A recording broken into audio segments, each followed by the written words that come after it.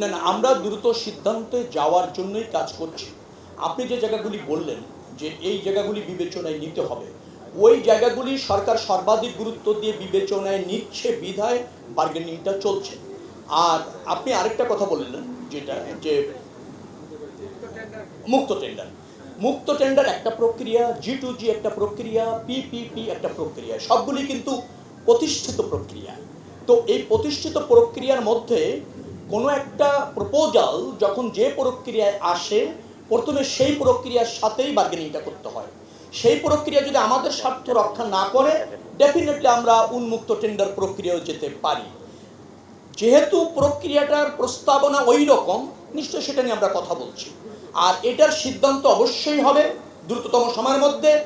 আবারও বলছি, সবাই বলে যে দেশের স্বার্থ বার্গেনিং হচ্ছে, এটা অন্যান্য সরকার বলেছে, আপনি বলছেন।